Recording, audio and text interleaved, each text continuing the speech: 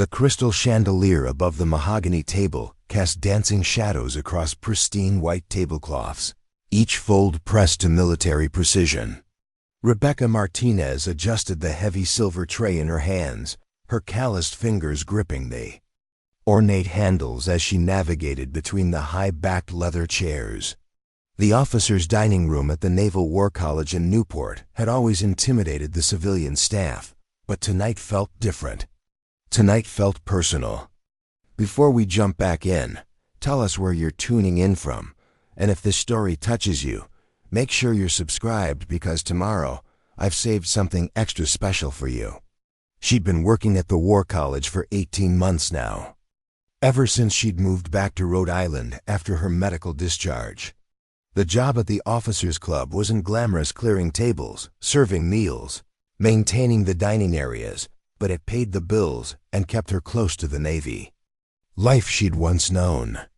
Most days, she could almost pretend she was still part of something bigger than herself.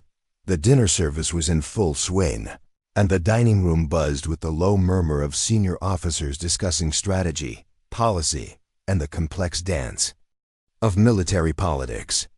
Rebecca moved through the room like a ghost, invisible to the decorated men and women who occupied these hallowed halls. She'd learned to make herself small, unremarkable, just another face in the background of their important lives.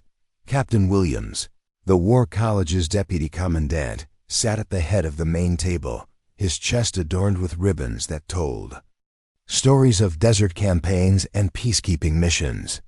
His voice carried across the room as he regaled his dinner companions with tales of his latest assignment in the Pacific Fleet. Rebecca had heard variations of this story a dozen times during her shifts, each telling more embellished than the last. The thing about modern naval warfare, Captain Williams was saying, his fork gesturing dramatically over his untouched salmon, is that it requires a different kind of courage than what our predecessors faced. Today's battles are fought with precision, with technology, with surgical strikes rather than brute force. Rebecca paused at the sideboard, arranging dessert plates with mechanical precision. She'd heard plenty about modern courage, about surgical strikes and precision warfare. She'd lived it, breathed it, bled for it in ways these dinner party strategists would never understand. But that was a lifetime ago. Before the explosion, before the months of surgery, before the quiet dismissal that had stripped away not just her career but her identity. The dining room's opulent decor seemed to mock her current position. Oil paintings of famous naval battles lined the walls, their subjects frozen in moments of glory and sacrifice. The USS Constitution battling Barbary pirates, Admiral Farragut at Mobile Bay, heroes whose deeds were celebrated and remembered, whose sacrifices were honored with bronze plaques and ceremonial dinners. She picked up an empty wine glass, its crystal surface reflecting the chandelier's light in fractured rainbows. Once she'd been someone who might have sat at these tables, whose opinions might have mattered, whose experiences might have contributed to the strategic discussions that echoed off these walls. Now she was furniture, part of the scenery, existing only to ensure the comfort of those deemed more important. The evening's guest of honor was Admiral Patricia Chun, a legend in the Navy's intelligence community. She sat to Captain Williams' right, her silver hair perfectly styled, her uniform impeccable despite a cross-country flight from San Diego. Rebecca had read about Admiral Chun's career in the Navy Times, her groundbreaking work in cyber warfare, her role in several classified operations that had shaped modern naval strategy. She was everything Rebecca had once aspired to become. Admiral Chun, Captain Williams continued, his voice taking on that particular tone officers used when they wanted to impress their superiors. Your recent paper on asymmetric threats in the South China Sea was brilliant.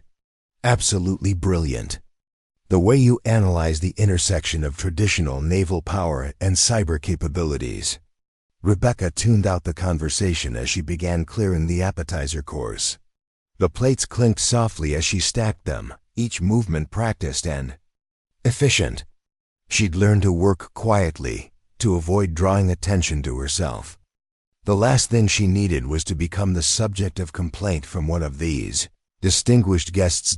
As she reached for Admiral Chun's plate, the older woman looked up briefly. Their eyes met for just a moment, Chun's sharp and assessing, Rebecca's quickly averting downward. It was a look Rebecca had grown accustomed to, the way people's eyes slid over service workers, acknowledging their presence just long enough to ensure their needs were being met before dismissing them entirely. "Thank you," Admiral Chun said quietly, her voice carrying a note of genuine courtesy that surprised Rebecca. Most of the officers treated this staff like invisible extensions of the furniture, expecting service without acknowledgement. Rebecca nodded respectfully and moved on to the next place setting. The conversation at the table had shifted to personnel matters, the kind of shop talk that revealed the human side of military leadership. Commander Thompson, a younger officer with an impressive array of combat ribbons, was discussing the challenges of retaining quality sailors in an increasingly competitive job market. "The problem," he was saying, "is that we're losing some of our best people to private contractors.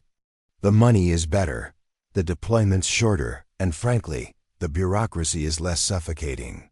I've lost 3 of my top petty officers in the last year alone." Captain Williams nodded sagely. "It's a generational issue, I think. Today's sailors don't have the same sense of duty, the same commitment to service over self that we had. They're looking for immediate gratification rather than the deeper satisfaction that comes from a life of service." Rebecca's hand tightened imperceptibly on the water pitcher she was holding.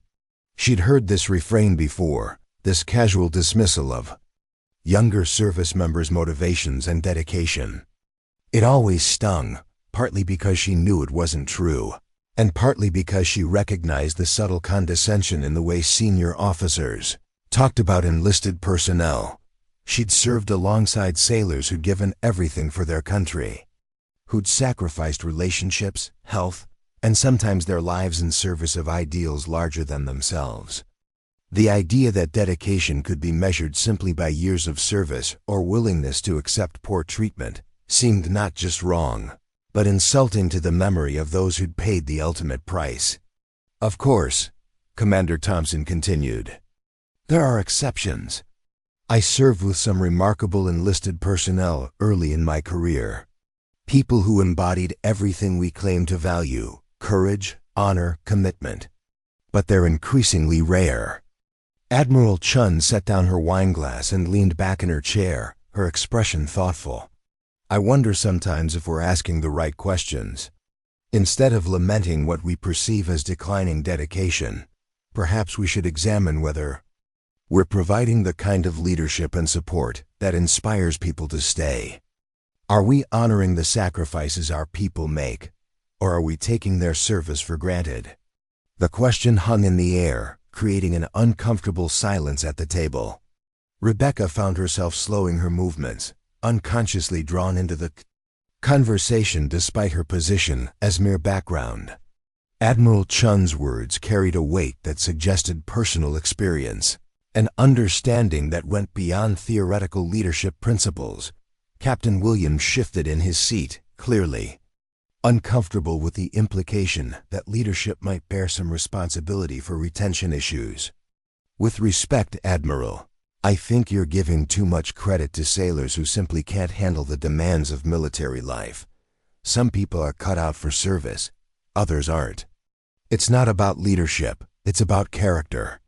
Rebecca felt a familiar tightness in her chest, the same sensation she'd experienced countless times during her recovery when well-meaning people had suggested that her struggles were somehow a personal failing rather than the natural consequence of trauma and loss. The assumption that dedication could be measured by endurance, that character was demonstrated through silence in the face of injustice, had always bothered her.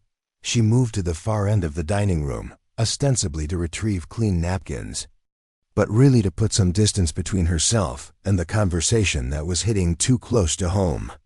Through the tall windows, she could see Newport Harbor, its dark waters reflecting the lights of anchored yachts and naval vessels, Once, she'd commanded respect on those waters. Once, her voice had mattered in discussions about courage and service. Dessert course arrived from the kitchen, and Rebecca began the familiar dance of serving without being seen. Chocolate soufflé with raspberry coulis, each plate artistically arranged and accompanied by delicate sugarwork that probably cost more than she made in a day. She placed each dessert with practiced precision, her movements automatic after months of repetition. "You know," Admiral Chun said, her voice cutting through the ambient chatter, "I had an interesting experience early in my career that changed my perspective on these issues. I was a young lieutenant, fresh out of Naval Academy, absolutely convinced that I understood what leadership meant and who deserved respect." The table quieted, drawn by the subtle authority in her voice. Even Captain Williams, who'd been dominating the conversation all evening, leaned forward with interest. Admiral Chun had a reputation for strategic brilliance, but she was also known for her reluctant participation in social functions. When she chose to share a story, people listened. "I was assigned to a destroyer in the Pacific, my first real command position. I was responsible for a division of sailors, most of them older than me, all of them more experienced. I was determined to prove myself, to show that my education and training made me worthy of their respect." Rebecca paused in her serving, the dessert tray balanced in her hands. She'd heard countless war stories over the months, tales of adventure and heroism that always seemed to follow the same predictable patterns. But something in Admiral Chun's tone suggested this story might be different. There was one petty officer in my division, Chun continued, who seemed to embody everything I thought was wrong with enlisted personnel. She was quiet, kept to herself, didn't participate in the camaraderie that I believed was essential to unit cohesion. When I tried to engage her in conversation, she was polite but distant. When I asked about her background, she deflected. I interpreted this as disrespect, as someone who thought she was too good for military courtesy. The Admiral paused, her fingers tracing the rim of her wineglass. Rebecca found herself holding her breath, waiting for the inevitable moral about the importance of military discipline and proper respect for authority. "I made her life difficult," Chun admitted, her voice carrying a note of regret that surprised everyone at the table. "Nothing overtly hostile, but I found ways to assign her the least desirable duties, to exclude her from opportunities for advancement. I told myself I was maintaining good order and discipline, that I was teaching her the importance of proper military bearing." Rebecca's hand trembled slightly as she set down the dessert tray. The story was taking an unexpected turn, one that felt uncomfortably familiar. She'd experienced her share of leaders who'd confused authority with wisdom, who'd mistaken compliance for respect. "It took me months to learn the truth," Admiral Chun continued. "This petty officer wasn't antisocial or disrespectful. She was struggling with PTSD from a previous deployment, one where she'd lost half her unit in an IED attack. Her quiet demeanor wasn't insubordination. It was the behavior of someone trying to hold herself together while processing trauma that would have broken most people."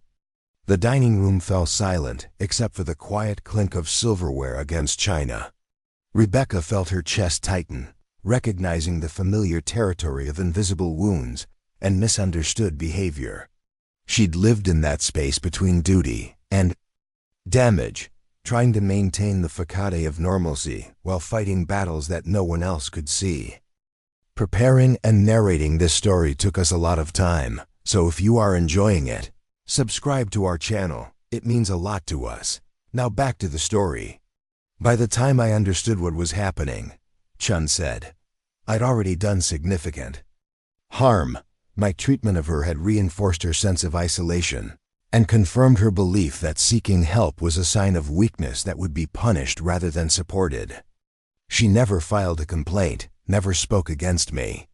She just endured, because that's what good sailors do."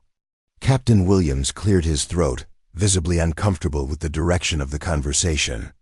"Admiral, I'm sure your intentions were good. Sometimes leadership requires making difficult decisions based on limited information. Chun's eyes hardened slightly, and Rebecca caught a glimpse of the steel that had carried the Admiral through decades of military service. My intentions were irrelevant, Captain. The impact of my actions was what mattered.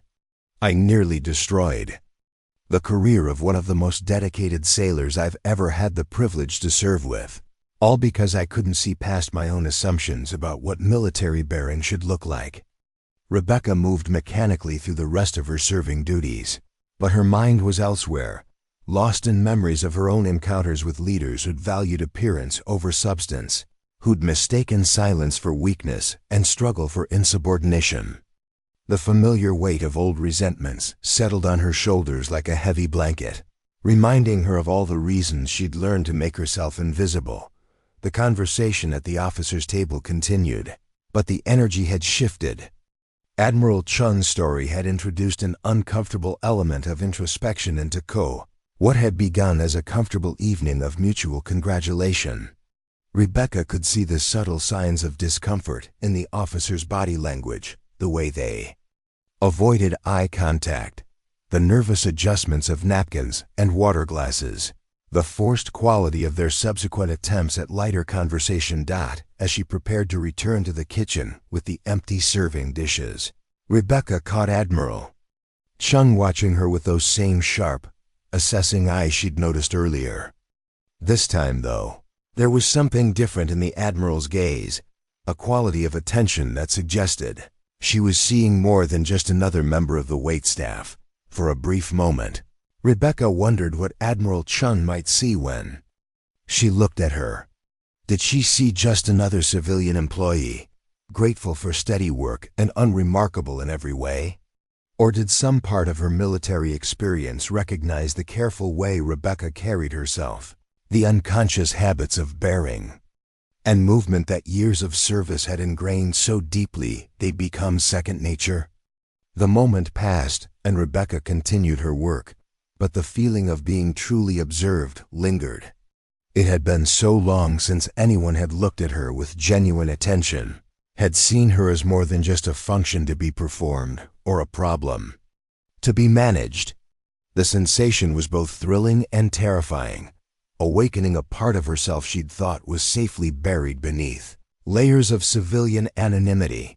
The kitchen's fluorescent lights hummed overhead as Rebecca scraped the remnants of the officers' dinner into industrial garbage bins.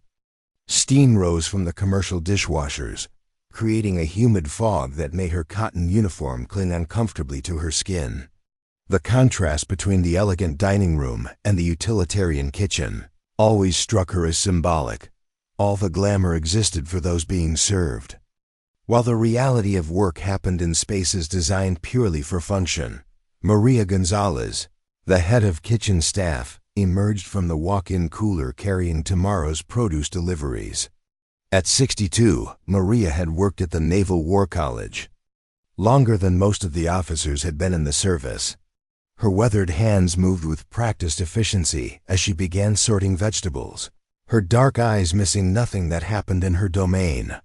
"Long night tonight," Maria observed, glancing at the clock that showed nearly 10:30. That Admiral, she seemed different from the usual crowd. Less talk, more listening.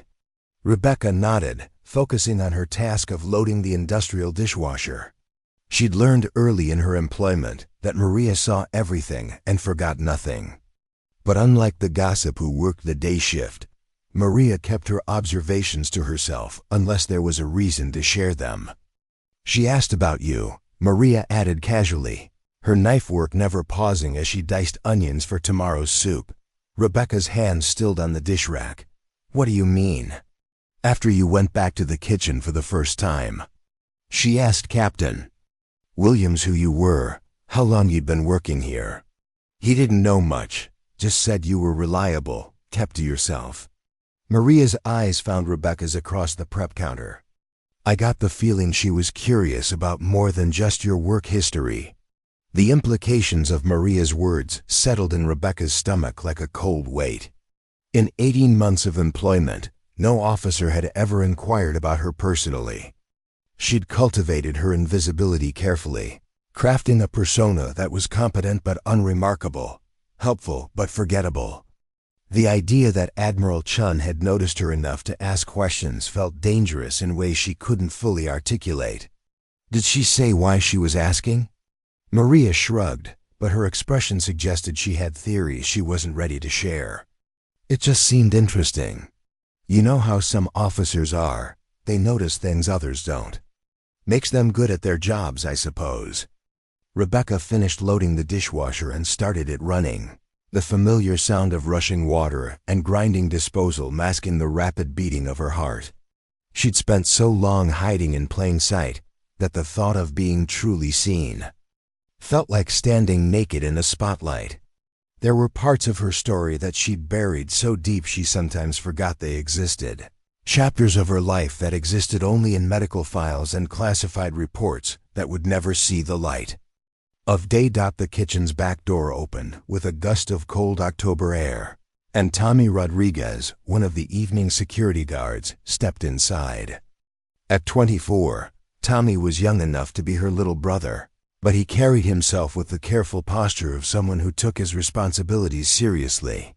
Unlike some of the older guards who treated their positions as glorified retirement jobs, Tommy approached security with genuine professionalism. "Ladies," he said, tipping his cap in a gesture that was both respectful and slightly old-fashioned. "Just making final rounds. Is everything secure back here?" "All quiet," Maria replied, her tone warm with genuine affection. Tommy was one of the few staff members who treated the kitchen workers with consistent courtesy, and Maria had adopted him as an unofficial grandson during his 2 years at the War College. Tommy's radio crackled with static, and he stepped aside to respond to a routine check-in from the main security office. Rebecca used the opportunity to study his bearing, the way he held himself with unconscious military precision despite never having served. There was something about proximity to military culture that rubbed off on civilians, a formality of movement and speech that became second nature after enough exposure. "Mrs. Martinez," Tommy said, turning his attention to Rebecca as he finished his radio call. "Are you heading home soon? It's getting pretty late, and the parking lot lighting isn't great on the west side, where you usually park." The considerate offer touched something in Rebecca that she'd thought was permanently hardened. In her military life, looking out for fellow service members had been automatic, an ingrained part of the culture that transcended rank and branch. In civilian employment, such gestures of mutual care were rarer, more precious because they were freely given rather than mandated by regulation. "I appreciate that, Tommy, but I'll be fine. Just finishing up the last of the dishes." Tommy nodded, but didn't leave immediately. Instead, he leaned against the prep counter, his expression growing more serious. "Can I ask you something, Mrs. Martinez? You don't have to answer if you don't want to." Rebecca's defenses went up immediately, her body language shifting almost imperceptibly as she prepared for whatever question might be coming. "What's on your mind?" "I've been working here for 2 years now, and I've gotten pretty good at reading the officers and staff. Most people are easy to figure out. They wear their backgrounds on their sleeves, you know. But you ... Tommy paused, searching for the right words. "You move like someone who's been to places, seen things. There's something about the way you carry yourself that doesn't match up with just working in food service." Maria's knife work had stopped entirely, and Rebecca could feel both of them watching her with curious intensity. The question Tommy was really asking hung in the air unspoken. Who are you really, and what brought you to this place where your obvious capabilities are so underutilized? "I think you're reading too much into things, Tommy. Sometimes people are exactly what they appear to be." But Tommy shook his head, his young face earnest with conviction. "My dad was a Marine, 22 years, 3 deployments to Iraq. He came home different than when he left, you know. Quieter, more watchful. He moved through the world like he was always calculating exits and threat assessments, even at the grocery store. That's how you move, Mrs. Martinez, like someone who learned to be aware of everything because her life might depend on it. The observation was too accurate, too perceptive for Rebecca's comfort. She'd spent months learning to suppress the hypervigilance that had kept her alive in combat zones, to move through civilian spaces without constantly scanning for potential threats. Apparently, she hadn't been as successful as she'd thought. Before she could formulate a response, Tommy's radio crackled again with an urgent call from the front desk. Something about a late arrival requiring escort to the guest quarters. He straightened immediately, his casual demeanor shifting back to professional alertness. "Sorry, I have to run. But Mrs. Martinez?" He paused at the door, his expression serious. "Whatever brought you here, wherever you came from, I hope you know you've got people who respect you, even if they don't know the whole story." He disappeared into the night, leaving Rebecca standing in the steamy kitchen with Maria's knowing eyes upon her. The older woman continued her prep work for several minutes in comfortable silence before speaking. "That boy's got good instincts," Maria said finally. "He sees what others miss. But he's also got sense enough to know when not to push for answers people aren't ready to give." Rebecca began wiping down the stainless steel prep surfaces, using the familiar routine to steady herself. Some stories are better left in the past. Maybe some stories need the right time and the right listener. Maria's voice carried the wisdom of someone who'd spent decades observing human nature. "That Admiral Chun tonight, she told a story about misjudging someone, about learning to look past assumptions. It made me think about how many people walk around carrying stories that others can't see." The parallel wasn't lost on Rebecca. Admiral Chun's story about the PTSD-affected sailor had hit uncomfortably close to home, not just because of the subject matter, but because of the way it highlighted how invisible suffering could be misinterpreted as character flaws. How many times had Rebecca's own struggles been dismissed as attitude problems or lack of commitment? "The thing is," Maria continued, her hands never stopping their methodical work, "sometimes the people who've been through the most are the ones who end up serving others. Like it's the only way they know how to make sense of what they've experienced." Rebecca looked up sharply, catching something in Maria's tone that suggested personal knowledge rather than philosophical speculation. The older woman's eyes held secrets of their own, depths that spoke of understanding earned through experience rather than observation. "Did you serve?" Rebecca asked quietly. Maria smiled, the expression transforming her weathered features into something both proud and wistful. "Army Corps of Engineers, 1978 to 1985. Back when women in the military were still fighting, just for the right to do their jobs without being treated like curiosities. I was one of the first women in my unit to work on major construction projects overseas." The revelation recontextualized everything Rebecca thought she knew about Maria.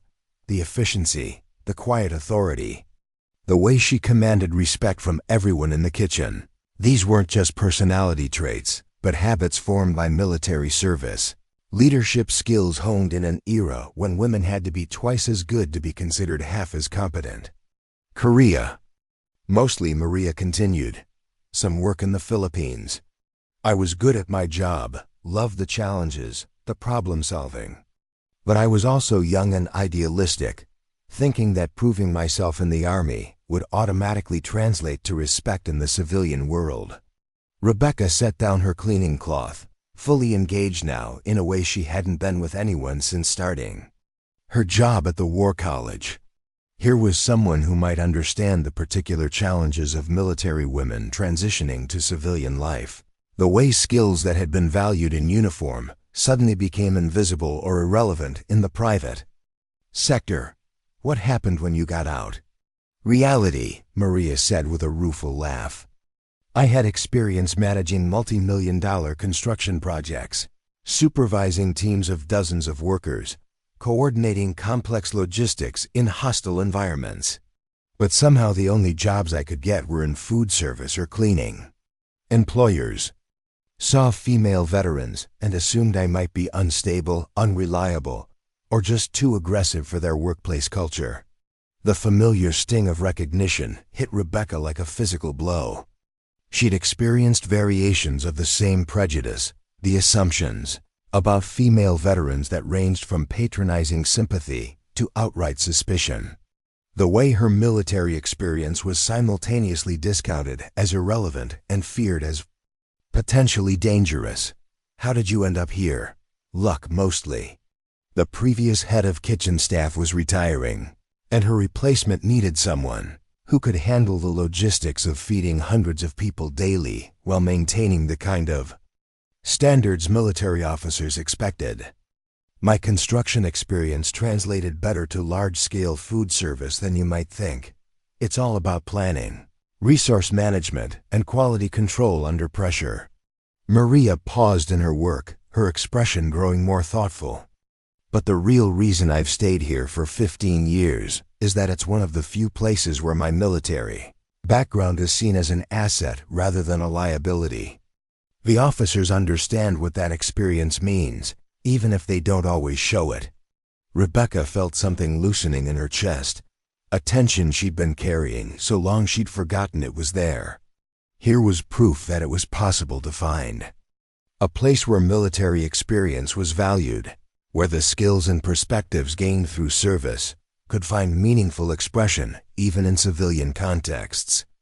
"The Admiral tonight," Maria said, returning to her prep work, but keeping her voice conversational. "She strikes me as the kind of officer who understands that leadership means recognizing talent wherever it exists, regardless of current circumstances." Statement hung in the air between them, loaded with implications that Rebecca wasn't ready to examine too closely.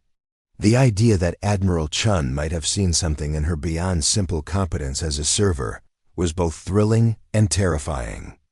Recognition meant visibility, and visibility meant vulnerability. The kitchen timer chimed, signaling that the final load of dishes was complete. Rebecca began the process of shutting down the dishwashing equipment, her movements automatic after months of repetition. But her mind was elsewhere, processing Maria's revelations and trying to understand what they meant for her own carefully constructed anonymity. "Mrs. Martinez," Maria said as Rebecca gathered her personal belongings from the staff locker. "Tomorrow night there's a smaller dinner. Just 6 officers, including Admiral Chen. Less formal than tonight, more of a working session. They'll need someone to handle the service." Rebecca nodded, assuming this was simply information about the next day's scheduling. But Maria's next words stopped her cold. "I recommended you specifically. Told them you were our most experienced server for high-level functions." The weight of Maria's decision settled on Rebecca's shoulders like a mantle she wasn't sure she was ready to wear. Being assigned to serve a small, intimate gathering meant more visibility, more opportunity for the kind of personal interaction she'd spent 18 months avoiding. It meant stepping back into a spotlight she'd worked so hard to escape. "Maria, I'm not sure that's..." "The best opportunities often come disguised as the scariest risks," Maria interrupted gently. "Sometimes the universe puts people in our path. Not by accident, but because there's something that needs to be seen, something that needs to be acknowledged." Rebecca stared at the older woman, seeing her own struggles reflected in Maria's understanding eyes. Here was someone who'd walked a similar path, who understood both the cost of invisibility and the courage required for recognition. "What if I'm not ready?" Maria's smile was warm with compassion and bright with certainty. "Honey, if you weren't ready, you wouldn't have survived everything that brought you to this place. The question isn't whether you're ready, it's whether you're brave enough to let yourself be seen for who you really are." The smaller dining room on the second floor of the Naval War College felt more like a boardroom than a social space. 6 leather chairs surrounded an oval table made of polished walnut, its surface reflecting the soft glow of bankers' lamps positioned at strategic intervals. Floor-to-ceiling windows offered a view of Narragansett Bay, where the lights of passing ships created moving constellations, Against the dark water. Rebecca arrived an hour before the dinner service. Her nerves wound tight despite Maria's encouraging words from the night before. The intimate setting meant she'd be the only server, responsible for every aspect of the meal from cocktails through dessert. More importantly, it meant she'd be in close proximity to Admiral Chun and 5 other senior officers for nearly 3 hours with nowhere to hide if her carefully maintained composure began to crack. She busied herself with preparations, checking and rechecking the place settings, ensuring the wine glasses caught the light properly, adjusting the temperature controls to account for the October chill. The routine tasks helped calm her racing thoughts, grounding her in the familiar rhythm of service that had become her refuge over the past 18 months. The first officers began arriving at 6:30. Captain Douglas Reed, the War College's head of strategic studies, entered with the confident stride of someone accustomed to commanding attention. His graying temples and steel-rimmed glasses gave him the appearance of a scholarly warrior, equally comfortable in lecture halls and combat zones. Behind him came Commander Lisa Park, a rising star in naval intelligence, whose reputation for analytical brilliance had earned her a spot at the War College, despite her relatively junior rank. Rebecca served the pre-dinner cocktails with practiced efficiency, her movements fluid and unobtrusive. She'd learned to read the subtle social dynamics of military gatherings, understanding when officers wanted attention and when they preferred to be left alone. Tonight's group had the focused energy of professionals preparing for serious work. Rather than social pleasantries, Admiral Chun arrived precisely at 7, her timing impeccable as always. She wore her dress uniform with the kind of unconscious elegance that came from decades of service, every detail perfect without appearing studied. Her silver hair was pulled back in a regulation bun that emphasized the sharp intelligence in her dark eyes, and her bearing commanded immediate respect from everyone in the room. "Good evening, Rebecca," Admiral Chun said as she accepted a glass of wine, using Rebecca's name with a casual familiarity that sent a small shock through the younger woman's system. Officers rarely bothered to learn the names of service staff, and the fact that Admiral Chun had remembered suggested a level of attention that was both flattering and unnerving. "Good evening, Admiral. I hope everything is to your satisfaction." "Everything is perfect, thank you." Chun's eyes held Rebecca's for a moment, longer than strictly necessary. That same assessing quality from the previous evening intensified in the smaller, more intimate setting. The remaining officers arrived in quick succession. Rear Admiral Michael Torres, a logistics specialist known for his ability to move mountains of material across impossible distances. Captain Jennifer Walsh, whose expertise in maritime law had shaped several international treaties. And Colonel David Kim from the Marine Corps, attached to the War College as part of an inter-service exchange program. As Rebecca moved through the room refilling glasses and checking on appetizers, she found herself drawn into the periphery of their conversation despite her efforts to remain invisible. The topic was strategic planning for a hypothetical crisis in the Persian Gulf, the kind of complex scenarios that required input from multiple specialties and perspectives. The challenge, Captain Reed was saying, isn't just the military response. It's coordinating with allies who have different capabilities, different risk tolerances, and frankly, different definitions of what constitutes an acceptable outcome. Commander Park nodded, her fingers tracing patterns on the table as she organized her thoughts. The intelligence picture is always incomplete in these situations. We're asking commanders to make decisions with maybe 60% of the information they need, and that's on a good day. The fog of war isn't just a poetic metaphor, it's an operational reality that we have to account for in every plan. Rebecca found herself unconsciously slowing her movements, her professional interest engaged despite her civilian status. She'd lived through the reality they were discussing in theoretical terms, had experienced firsthand the chaos and uncertainty that came with incomplete intelligence and rapidly changing tactical situations. Admiral. Chun seemed to sense Rebecca's attention, her eyes finding the younger woman as she spoke. The human element is often the most unpredictable variable in any operation. You can plan for equipment failures, weather delays, even enemy responses to a certain degree. But the psychological impact on individual service members, how they'll react under extreme stress, whether they'll maintain unit cohesion when everything goes wrong, that's much harder to quantify. The words hit Rebecca like a physical blow, carrying her back to memories she'd spent 2 years trying to suppress.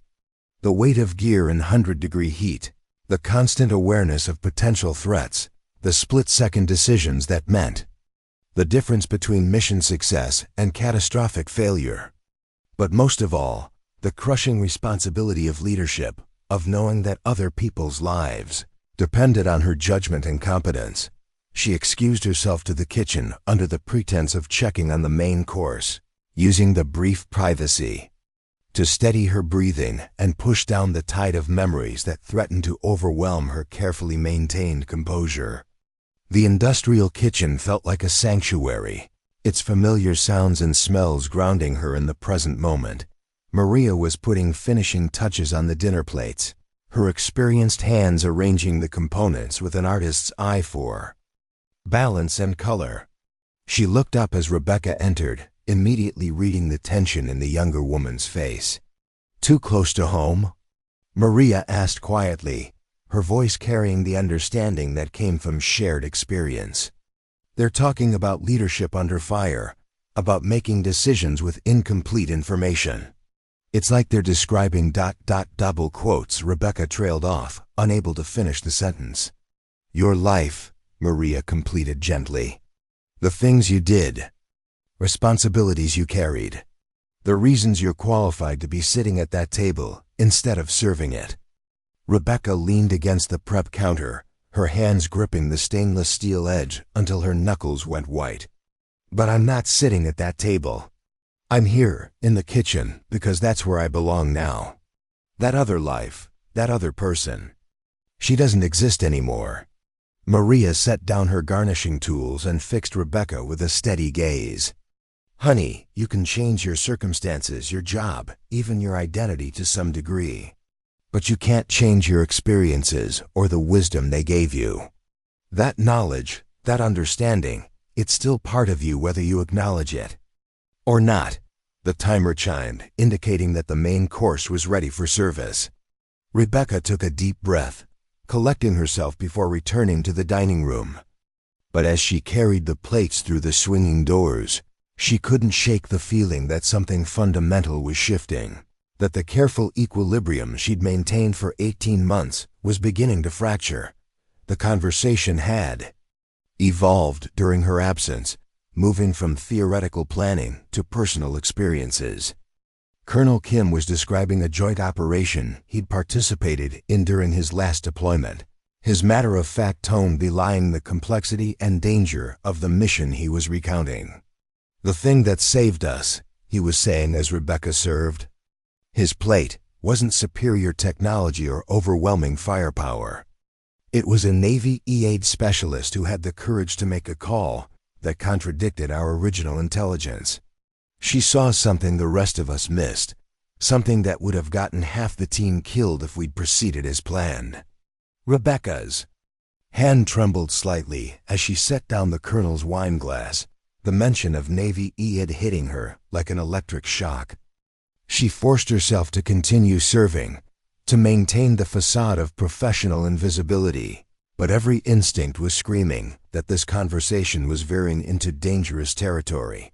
Admiral Chun accepted her plate with a nod of thanks. "But..." Rebecca could feel the older woman's attention like a physical weight. "EOD work requires a special kind of courage," Chun observed. "The ability to remain calm when you're literally one wrong move away from disaster. It's a mindset that translates to other aspects of military service, other kinds of leadership." "Absolutely," Captain Walsh agreed. "I've worked with several EAD specialists over the years, and they all share certain characteristics. Attention to detail, obviously, but also this quality of quiet confidence. They don't need to be the loudest voice in the room because they know their expertise speaks for itself.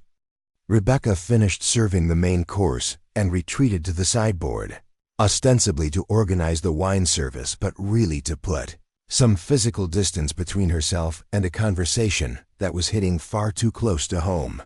Her hands moved automatically through the familiar motions of checking bottles and polishing glasses, but her mind was elsewhere, lost in memories of dusty compounds and life-or-death decisions. "There's something else about EOD personnel," Admiral Torres added thoughtfully. "They understand systems in a way that goes beyond technical knowledge. They can look at a complex situation and identify the critical pressure points, the places where a small change can have massive consequences." The description was so accurate, it felt like a personal attack. Rebecca had built her military career on exactly that kind of systems thinking, the ability to see patterns and connections that others missed. It was a skill that had kept her team alive through dozens of dangerous missions, and it was the same skill that had made her so valuable to her commanders. Despite the institutional resistance to women in combat roles, Commander Park leaned forward, her expression animated with professional interest. "That reminds me of something I read in the intelligence briefings from the Kandahar operations. There was an EOD team leader who developed innovative techniques for IED detection that reduced casualty rates by nearly 40% in her sector. The after-action reports described her methods as borderline revolutionary." Rebecca's blood turned to ice in her veins. She knew exactly which operation Commander Park was referencing because she'd written many of those after-action reports herself. The techniques Park was describing had been her innovations, developed through trial and error in some of the most dangerous terrain in Afghanistan. "I remember that case," Admiral Chun said slowly, her voice carrying a note of recognition that made Rebecca's heart pound. "The team leader was awarded the Navy Cross for her actions during a complex operation that saved dozens of coalition lives. Remarkable work under impossible circumstances." The Navy Cross. Rebecca's hand went unconsciously to her left shoulder, where the scar from the explosion that had ended her career lay hidden beneath her civilian clothes. The same explosion that had earned her the Navy's second highest decoration for valor, and ultimately led to her medical discharge when the full extent of her injuries became clear. She forced herself to continue with the wine service, moving around the table with mechanical precision while her mind raced through the implications of what she'd just heard. These officers weren't just discussing abstract tactical principles. They were talking about her, about operations she'd led, about innovations she'd developed. The connection felt surreal, like watching someone else's life being dissected and analyzed by strangers. "The interesting thing about that operation," Colonel Kim continued, "was how it demonstrated the importance of adaptability in leadership. When the original plan fell apart, this EAD specialist didn't just improvise. She completely reconceptualized the mission, parameters, and turned a potential disaster into a tactical victory." Rebecca remembered that day with crystalline clarity. The intelligence had been wrong, the terrain more dangerous than mapped, the enemy response faster and more coordinated than anyone had anticipated. But she'd seen a pattern in the eyed placements that others had missed, recognized a signature that allowed her to predict where the next devices would be located. "Leadership under pressure reveals character," Admiral Chun observed, her eyes scanning the room in a way that seemed casual but felt intensely purposeful. "It's easy to command when everything goes according to plan. The real test comes when you have to make decisions that could save lives or cost them, with no guarantee that you're right and no time for second-guessing." The words hung in the air, like an accusation or perhaps an invitation. Rebecca found herself caught between the desire to flee and an unexpected urge to step forward, to claim ownership of the accomplishments being discussed at the table. For 2 years, she'd carried the weight of her service in silence, allowing the world to see only the aftermath rather than the achievements that had preceded her injury. "I think," Admiral Chun continued, her voice taking on a more personal tone, "that we sometimes fail to recognize valor when it's sitting right in front of us. We get so caught up in formal recognition ceremonies and official commendations that we forget to honor the everyday courage of those who've served and continue to serve in whatever capacity they can." Rebecca's hands stilled on the wine bottle she was holding, the Admiral's words penetrating the careful armor she'd built around her emotions. There was something in Chun's tone that suggested she wasn't speaking hypothetically, that her comments were directed at someone specific in the room. The realization hit her like a physical blow. Admiral Chun knew. Somehow, through means Rebecca couldn't begin to fathom. The older woman had connected the dots between the EOD specialist being discussed and the server standing at the sideboard. The knowledge was there in her careful word choices, in the way her eyes lingered on Rebecca's face, in the deliberate nature of the conversation's direction. Rebecca felt exposed, vulnerable in a way she hadn't experienced since her discharge from the hospital. The careful anonymity she'd cultivated was crumbling, revealing the person she'd tried so hard to bury beneath layers of civilian ordinariness. The question now was whether that revelation would prove to be salvation or destruction. The dessert course arrived with mathematical precision at 9:15, but Rebecca's hands shook as she carried the elegant tiramisu portions from the kitchen. Each step felt weighted with significance, as if she were walking toward an inevitable confrontation rather than simply completing her serving duties. The conversation at the table had shifted to budget allocations and personnel policies, safer territory that didn't mine the depths of her concealed past, but the damage was already done. Admiral Chun's knowing glances had stripped away her protective invisibility. She set the first dessert plate before Captain Reed, who was deep in discussion about recruitment challenges facing the modern Navy. His voice carried the frustrated tone of someone grappling with problems that had no easy solutions. "The issue isn't just numbers," Reed was saying, his fork tracing absent patterns through the mascarpone cream. "It's the retention of quality personnel. We're losing some of our most experienced specialists to private contractors who can offer better compensation and more predictable schedules." Commander Park nodded grimly. "I lost 3 of my best analysts last quarter alone.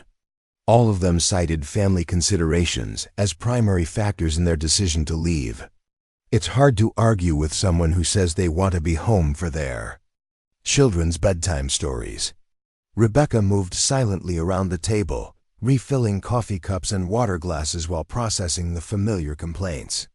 She'd sat through dozens of similar discussions during her active duty years, listening to officers debate solutions to problems they didn't fully understand. The assumption always seemed to be that service members left for purely economic reasons, as if the psychological toll of military life could be offset by better benefits packages. "What we need," Colonel Kim interjected, "is better support systems for transitioning veterans. Not just job training programs, but real integration assistance. Too many good people fall through the cracks because we don't have adequate bridges between military and civilian careers." Admiral Torres leaned back in his chair, his expression thoughtful. "I've seen statistics suggesting that nearly 40% of veterans struggle with underemployment in their first 2 years after discharge. People with advanced technical skills and leadership experience end up in positions that don't utilize their capabilities at all." The irony of the statement wasn't lost on Rebecca as she cleared Torres's appetizer plate.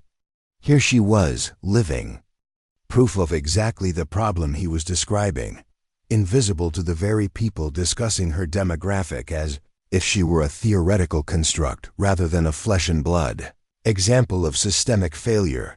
Admiral Chun set down her coffee cup and fixed her colleagues with a steady gaze. "The real tragedy isn't just the waste of human resources, though that's significant.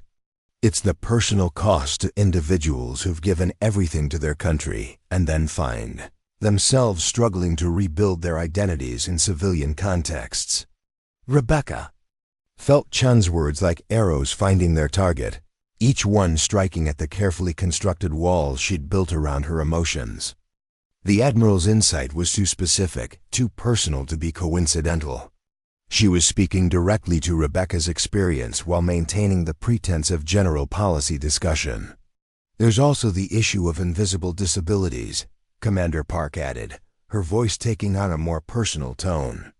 "Physical injuries are relatively easy to accommodate, but psychological trauma, PTSD, the kind of damage that doesn't show up on X-rays, that's where our support systems really fail." Captain Walsh nodded emphatically. "I had a sailor under my command who was brilliant at her job, absolutely fearless in dangerous situations, but she couldn't handle crowded spaces after her deployment. Simple things like grocery shopping or attending social functions became impossible. The Navy classified her as fit for duty because her injuries weren't visible, but she was suffering every single day." Rebecca's grip tightened on the water pitcher she was holding, Walsh's description hitting uncomfortably close to her own struggles with hypervigilance and social anxiety. The assumption that invisible wounds were somehow less real than physical ones had plagued her throughout her recovery, contributing to the sense of isolation that had driven her to seek anonymity in civilian employment. "The most damaging aspect," Admiral Chun continued, her eyes finding Rebecca's face across the room, "is when we allow pride or institutional inertia to prevent us from seeing what's right in front of us. Sometimes the people who need recognition most are the ones who've learned to hide their accomplishments behind modest professionalism." The statement hung in the air like a challenge, and Rebecca felt the weight of every gaze in the room. Though the other officers continued their conversation, she sensed a shift in the dynamics, as if Chun's words had introduced a new element that everyone could feel, but not quite identify. She retreated to the sideboard under the pretense of organizing the dessert service, but her mind was racing through possible responses to what felt like an increasingly inevitable confrontation. The careful balance she'd maintained for 18 months was crumbling, and she wasn't sure whether the result would be liberation or catastrophe. The kitchen door opened quietly, and Maria appeared with a fresh pot of coffee, her timing impeccable as always. She moved through the room with professional efficiency, but Rebecca caught the older woman's subtle nod of encouragement as their paths crossed. Maria's presence provided an anchor of normalcy in what felt like an increasingly surreal situation. "Mrs. Gonzalez," Admiral Chun said as Maria refilled her cup, "you've been here at the War College for quite some time, haven't you? You must have observed significant changes in military culture over the years." Maria straightened, clearly surprised to be directly addressed by an admiral, but maintaining her composure with practiced grace. "Yes, ma'am. 15 years in the kitchen here, plus my own service time before that. The military's come a long way in terms of recognizing different kinds of contributions." "What kind of service background do you have, if you don't mind me asking?" "Army Corps of Engineers, ma'am. 1978 to 1985. Construction and logistics, mostly overseas assignments." Maria's voice carried quiet pride as she claimed her military identity, a stark contrast to Rebecca's careful concealment of her own background. Admiral Chun nodded with genuine interest. "Those were challenging years for women in the military. You must have faced significant obstacles in establishing your credibility in a male-dominated field." "Yes, ma'am, but the work was worth it. I learned that competence speaks louder than anything else eventually. Sometimes it just takes the right person in authority to recognize what's been there all along." The parallel was so obvious that Rebecca felt heat rise in her cheeks. Maria was clearly speaking as much to her as to Admiral Chun, using her own story to illustrate possibilities for recognition and redemption. But the suggestion that competence would inevitably be recognized felt naive to someone who'd spent 2 years deliberately hiding her capabilities. Captain Reed leaned forward with Renewed interest. Mrs. Gonzalez, your experience might provide valuable perspective on our retention discussion. What factors influenced your decision to leave military service? Maria considered the question carefully, her eyes briefly meeting Rebecca's before. She answered, "Honestly, sir, it was mostly about finding a place where I could continue serving in a meaningful way. Military life taught me the importance of mission accomplishment and taking care of people.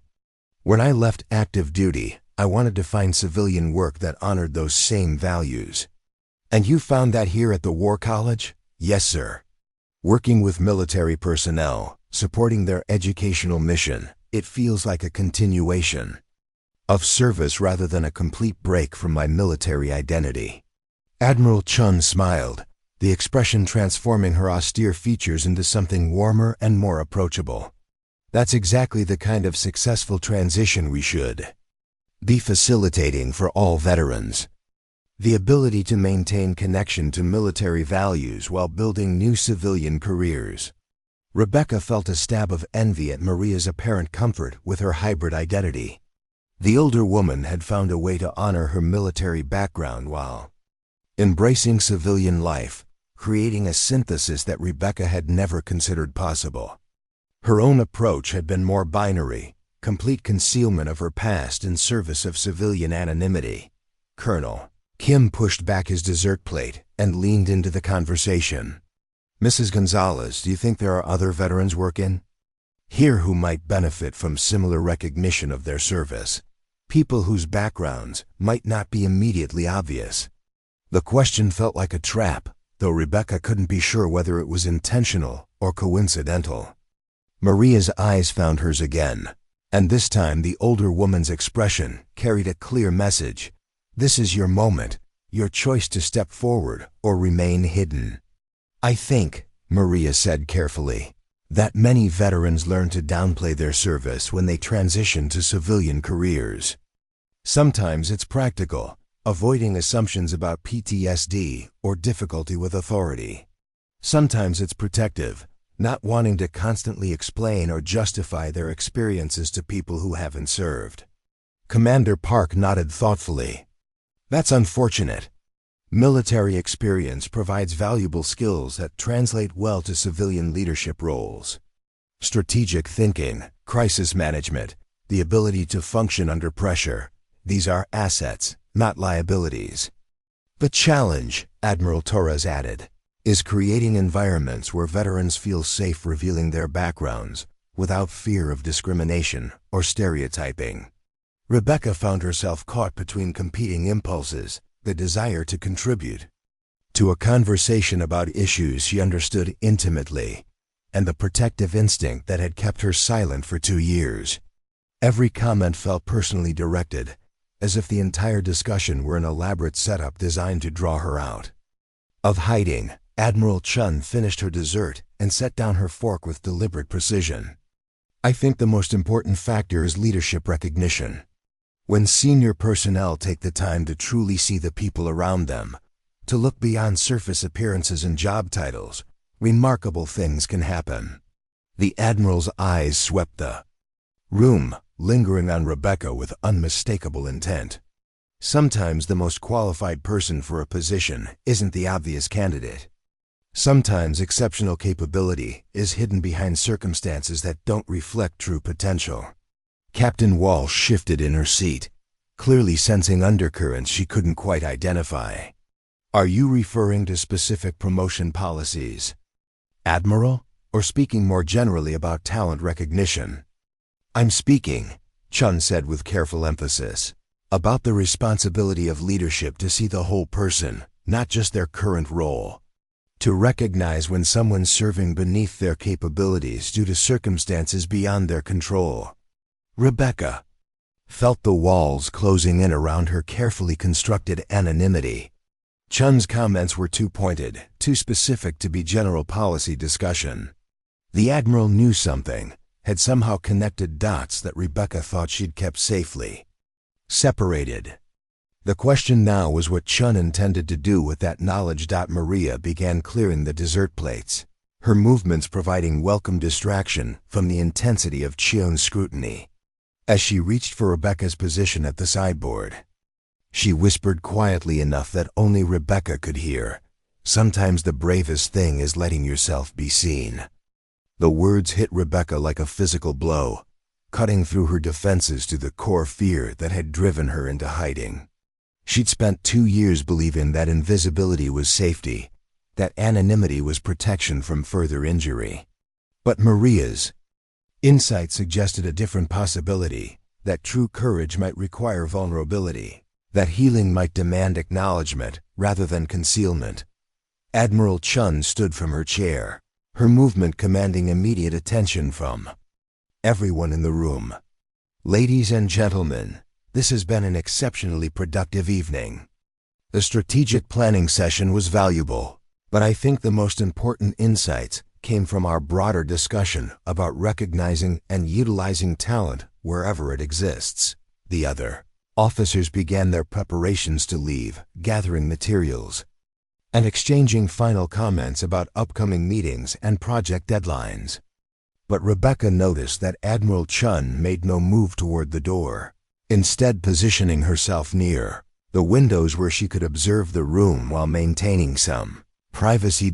As the other officers filed out with expressions of thanks and professional courtesies, Rebecca found herself alone with Admiral Chun for the first time since the dinner began.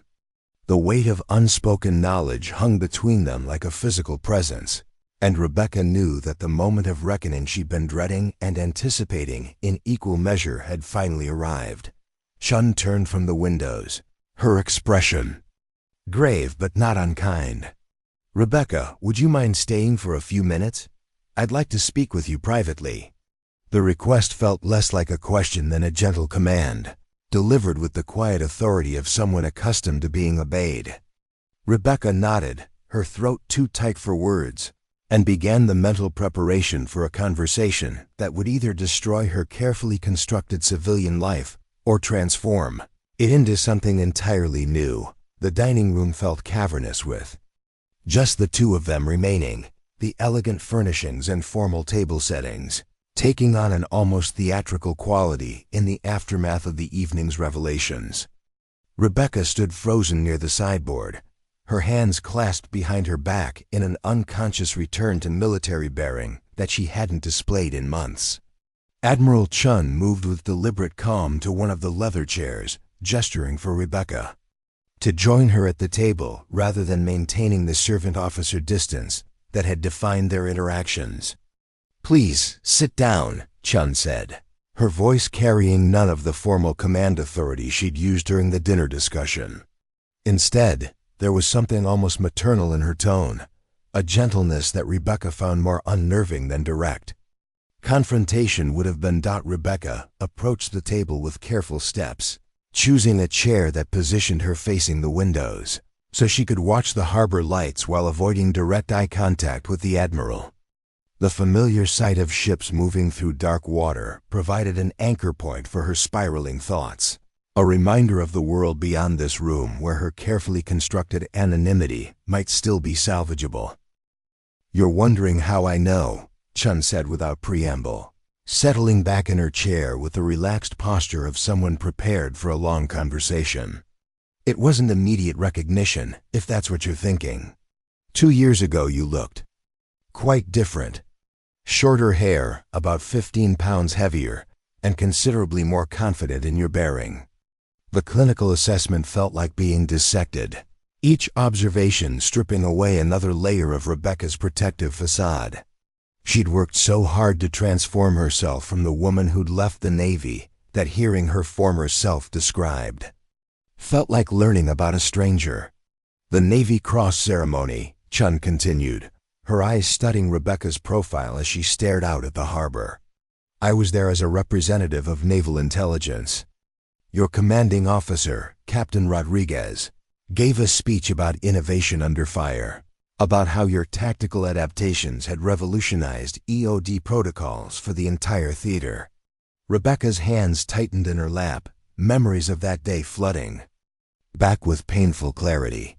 The formal presentation, the weight of the medal, the way she'd felt simultaneously honored and hollow, knowing that her injuries would prevent her from returning to the work that had defined her identity. The ceremony had been a celebration, and a funeral rolled into one. What I remember most, Chun went on, wasn't the official remarks or the medal presentation. It was watching you during the reception afterward. You stood apart from the crowd. Even though everyone wanted to congratulate you, there was something in your expression, not pride exactly, but a kind of resignation, like you were already saying goodbye. The observation was too accurate, too perceptive for Rebecca's comfort. She'd spent that entire reception feeling like she was watching her own wake, accepting condolences for a career that was ending even as it was being celebrated. The disconnect between external recognition and internal devastation had been almost unbearable. I should have approached you then, Chun admitted, her voice carrying a note of regret. Should have offered support, resources, something more substantial than a handshake and a generic thank you for your service. But you seemed so self-contained, so determined to handle things on your own terms. Rebecca finally turned to face the Admiral, her carefully maintained composure beginning to crack under the weight of unexpected compassion. You couldn't have known what I was going through. I didn't even know myself at that point. Chun nodded slowly, her expression grave with understanding. The transition from military to civilian life is difficult under the best circumstances. When it's forced by injury, when it happens before you're ready to leave, that's a special kind of trauma that we don't address adequately. The acknowledgement of her pain felt both validating and dangerous. Rebecca had spent 2 years minimizing her struggles, telling herself that other people had survived worse losses with greater grace. Hearing an Admiral, someone whose opinion carried institutional weight, describe her experience as traumatic gave her permission to feel the full depth of her grief. What gave me away tonight? Rebecca asked, her voice barely above a whisper. I thought I'd gotten better at blending in. Chun smiled, the expression transforming her austere features. You did blend in remarkably well. But military experience leaves marks that other veterans can recognize if they know what to look for. The way you moved around the table, scanning exits, positioning yourself where you could observe everyone while staying near the walls. The way you listened to our tactical discussion with professional interest rather than civilian politeness. Rebecca felt heat rise in her cheeks, embarrassed by how transparent her unconscious habits had been to trained observation. She'd thought she was invisible, but apparently she'd been broadcasting her background to anyone with the experience to read the signs. But what confirmed it, Chun continued, was your reaction when we started discussing EOD operations. Your body language changed completely, shoulders tensed, breathing shifted. Hands started trembling slightly when Colonel Kim mentioned the Navy Cross operation. You weren't just listening to a story, you were reliving a memory. The detailed analysis of her physical responses felt invasive, but Rebecca couldn't deny its accuracy. She'd thought she was maintaining professional composure, but apparently her body had betrayed emotions she'd tried to suppress. So what happens now? Rebecca asked, her voice carrying a mixture of defiance and resignation. Do you report this to my supervisor? Recommend that I be transferred to a position where my military experience won't make the officers uncomfortable? Chun's expression hardened, not with anger, but with something closer to determination. What happens now is that we stop wasting your talents and start treating you with the respect you've earned. What happens now is that I offer you a position that actually utilizes your skills and experience. The unexpected offer hit Rebecca like a physical blow, challenging every assumption she'd made about her limited options and diminished value. She'd spent 2 years believing that her military background was a liability in civilian employment, that her best hope was in visible competence in service roles. I don't understand, Rebecca said, her voice shaking slightly. What kind of position? Chun leaned forward, her expression intense with purpose. The War College is launching a new program next semester, Practical leadership training for mid-career officers. We need someone who can design realistic scenarios, someone who understands the difference between theoretical knowledge and applied experience under pressure. Rebecca stared at the Admiral, struggling to process the implications of what was being offered. A teaching position, a chance to share her expertise with the next generation of military leaders. It was everything she'd thought was lost to her. A bridge back to meaningful work that honored rather than hid her service. "You want me to teach officers?" Rebecca asked, her voice filled with disbelief. "I was enlisted. I never went to the Naval Academy or War College myself. What could I possibly teach them that they don't already know?" Chun's smile was warm with conviction. "You can teach them what textbooks can't. How to lead when everything goes wrong. How to make decisions when there's no manual to consult. How to maintain unit cohesion under impossible circumstances. You can teach them the difference between commanding from a safe distance and leading from the front." The offer was intoxicating in its possibilities, but Rebecca's ingrained caution made her hesitate. 2 years of civilian employment had taught her to be skeptical of opportunities that seemed too good to be true, to question whether her military experience was truly valued or simply being tokenized. "Why me?" she asked. "There must be other veterans with similar experience who haven't spent the last 2 years hiding in service positions." Chun's expression grew serious, her voice taking on the weight of hard-earned wisdom. "Because you understand failure as well as success. Because you've lived through the worst-case scenarios that keep commanding officers awake at night. Because you've lost everything and found the courage to rebuild, even if you don't recognize that courage in yourself. Yet," the words hit Rebecca at her core, touching places she'd kept carefully protected since her discharge. The idea that her struggles might be seen as strength rather than weakness, that her civilian difficulties might actually enhance rather than diminish her value, was a perspective she'd never considered. "I'm not the same person who earned that Navy Cross," Rebecca said, her voice heavy with self-doubt. "The explosion, the surgeries, the discharge, they changed me. I'm not sure I have the confidence to stand in front of a classroom full of officers and claim authority based on past accomplishments." Chun stood from her chair and moved to the windows, her silhouette framed against the harbor lights as she chose her next words carefully. "Rebecca, can I ask you about your shoulder?"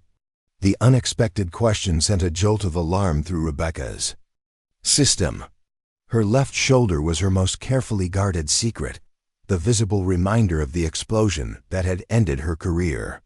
She'd spent 2 years ensuring that the scar remained hidden beneath clothing, designed to conceal rather than reveal. "I don't know what you mean," Rebecca said, but her unconscious movement to protect her shoulder with her right hand betrayed the lie. Chun turned back from the window, her expression gentle but unwavering. "The way you've been favoring it all. Evening, the careful positioning to avoid strain. The explosion that earned you the Navy Cross. It left marks, didn't it? Physical reminders of the day you saved 37 coalition personnel by disarming a complex-eyed network while under direct fire." Rebecca felt the walls she'd built around her emotions beginning to crumble. The specific number, 37, was classified information, known only to the personnel involved and those with access to after-action reports. Chun's knowledge wasn't casual or coincidental. It was thorough and intentional. "How do you know that number?" Rebecca whispered. "Because I wrote part of the intelligence assessment that led to your mission.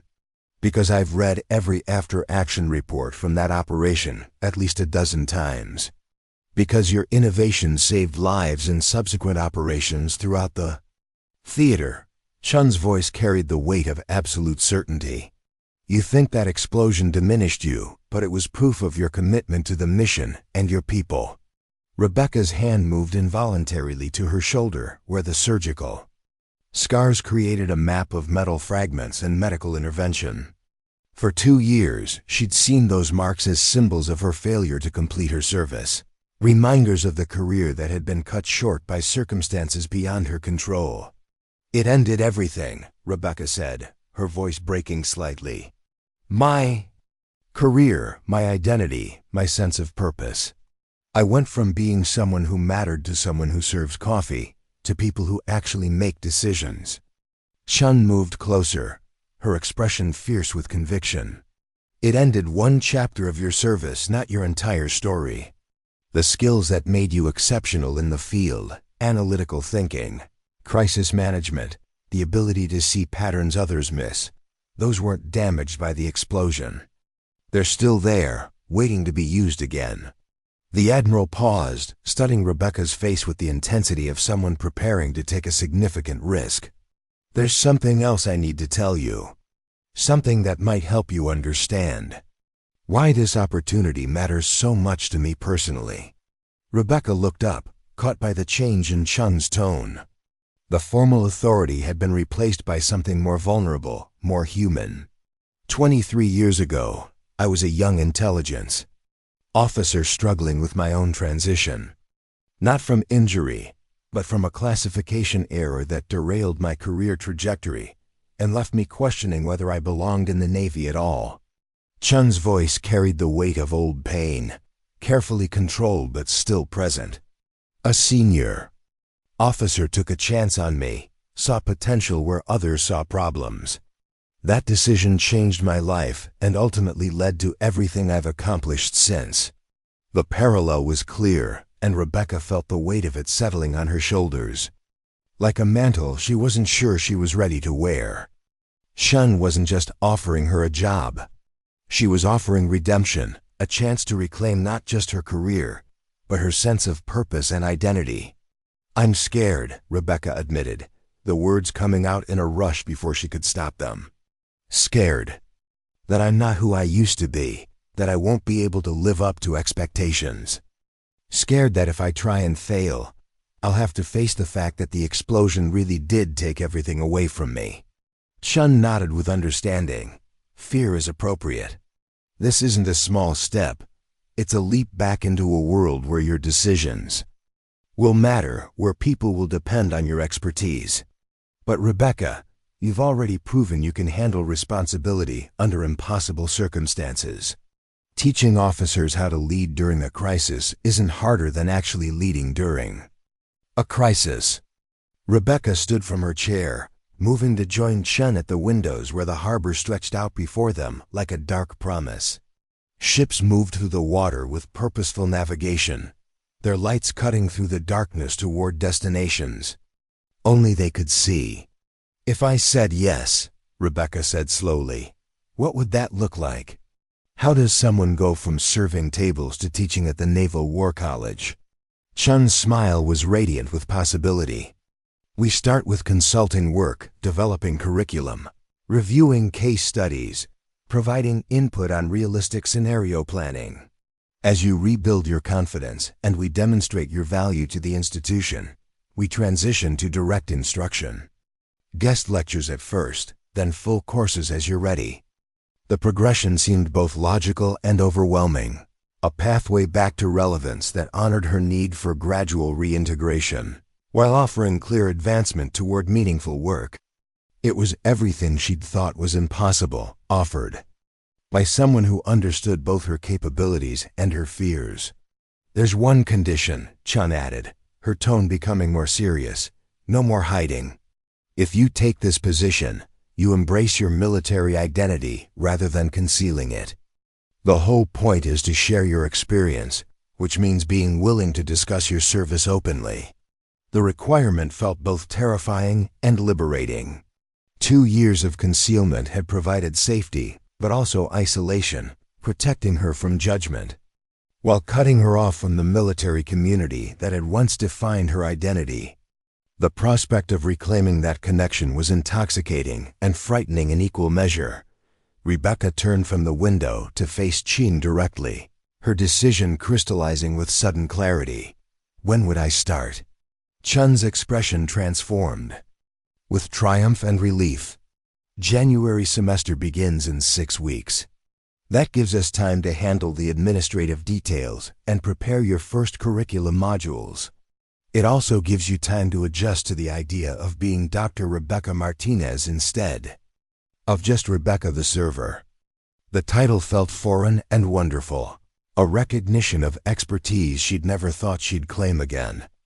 Dr. Martinez, someone whose opinions mattered, whose experience was valued, whose voice carried authority based on proven competence rather than institutional hierarchy. "I want to do this," Rebecca said, her voice growing stronger with each word. "I want to try. I want to stop hiding from who I used to be and start building something new that honors both my service and my survival." Chun extended her hand, the gesture formal but warm with genuine respect. "Welcome back to meaningful service, Dr. Martinez. The Navy never really lost you. You were just temporarily reassigned to a position beneath your capabilities." As Rebecca shook the Admiral's hand, she felt something fundamental shift inside her chest. The weight of concealment that she'd carried for 2 years began to lift, replaced by something she'd almost forgotten: hope. Not just for employment or recognition, but for the possibility of rebuilding an identity that integrated all parts of her experience, rather than hiding the most important chapters. Through the windows, the harbor lights continued their eternal dance on dark water, ships moving with purpose toward destinations that required both courage and navigation skill to reach. For the first time in 2 years, Rebecca felt like she was moving toward something rather than hiding from it, ready to reclaim not just her career, but her rightful place among those who served with honor and distinction. The explosion had ended. One story. But tonight, in a dining room where she'd served others while concealing her own accomplishments, a new chapter was beginning. This time, she would write it with her true name, her real identity, and the hard-earned wisdom that came from surviving both triumph and devastation in service of something larger than herself. Up next, you've got 2 more standout stories right on your screen. If this one hits the mark, you won't want to pass these up. Just click and check them out. And don't forget to subscribe and turn on the notification bell so you don't miss any upload from us.